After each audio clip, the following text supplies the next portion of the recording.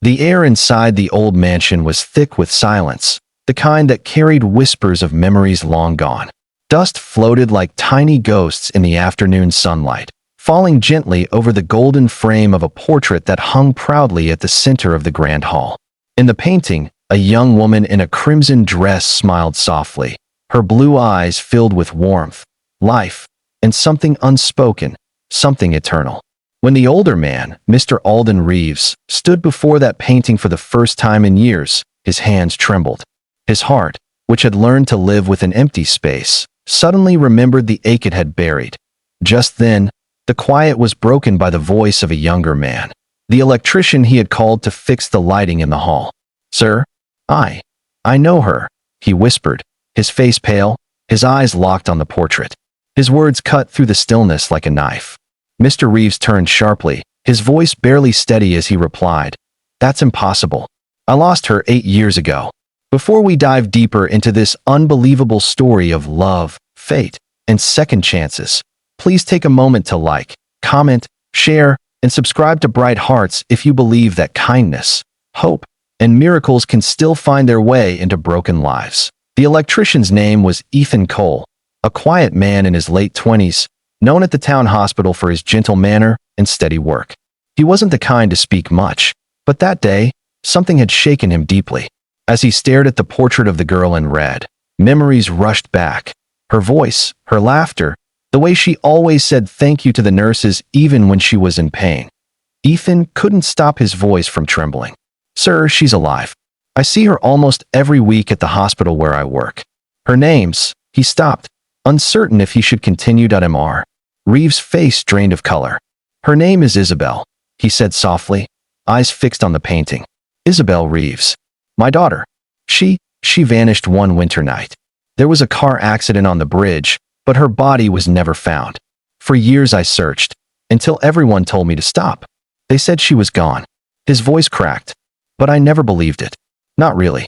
Ethan felt a chill crawl up his spine. The woman he knew at the hospital, her name was Ella.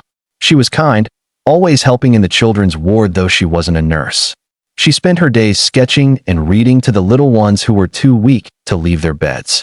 She never spoke of her past, never mentioned family, and sometimes, when she thought no one was looking, she would stare out the window toward the hills with tears in her eyes. That night, Ethan couldn't sleep. The image of Mr. Reeves' trembling hands and that haunting portrait stayed with him. Could Ella really be Isabel Reeves, the daughter this man had mourned for 8 years? It sounded impossible, yet something deep inside him told him it was true. The next morning, he went to the hospital earlier than usual.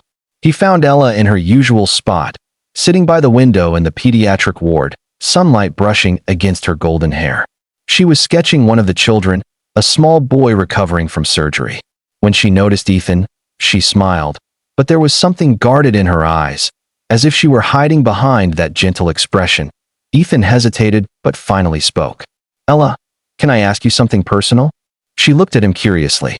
"Do you remember anything before you came here? Before the hospital?" Her pencil froze mid-stroke. For a moment, her face went pale. "Why do you ask?" she whispered. Ethan took a deep breath. "Because yesterday, I went to fix the lights in an old mansion on Rosewood Hill. The man there, he had a portrait of you. He said you were his daughter, that he lost you 8 years ago." Ella's hand trembled, and the pencil slipped from her fingers, rolling across the floor.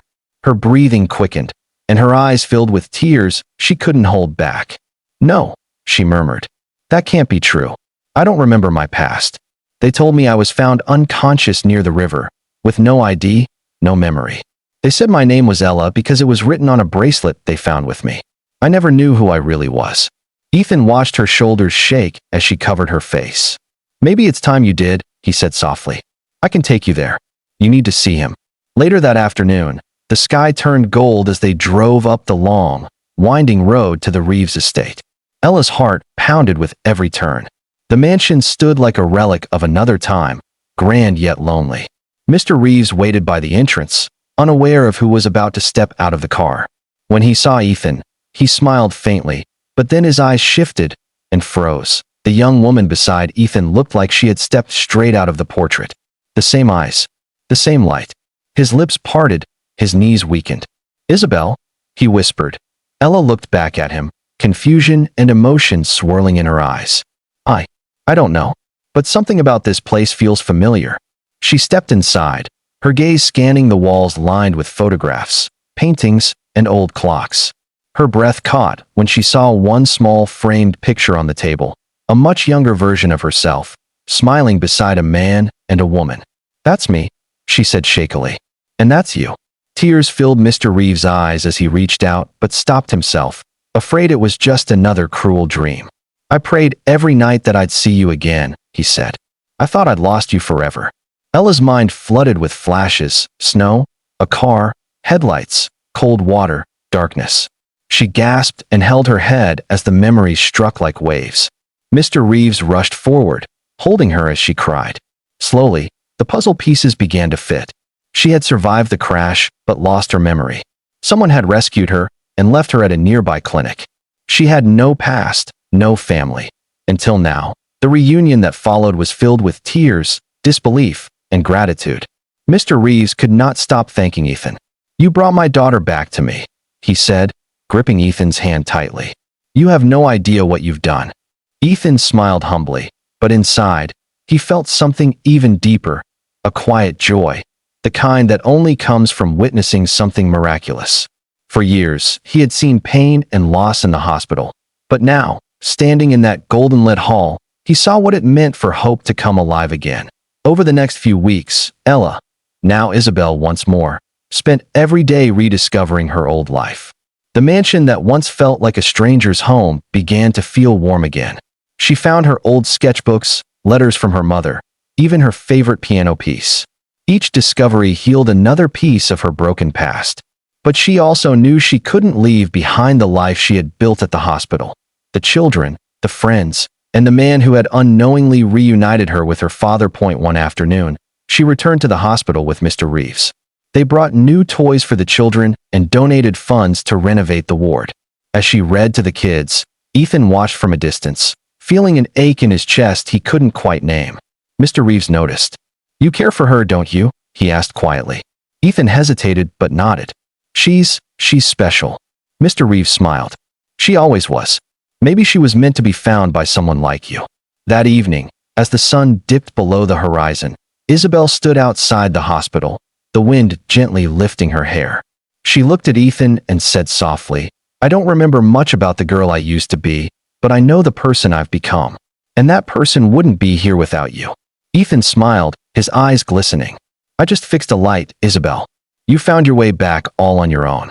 For a long moment, they stood in silence, the glow of the setting sun wrapping them both in gold. Somewhere behind them, laughter echoed from the children's ward, a sound full of life, hope, and new beginnings. Sometimes, miracles don't arrive with thunder or light. Sometimes, they walk quietly into our lives, disguised as ordinary people doing their jobs. Like an electrician who saw a face in a painting and refused to ignore the whisper of destiny. If this story touched your heart, please take a moment to like, share, and subscribe to Bright Hearts. Stories like these remind us that even when the world forgets, love always finds a way home.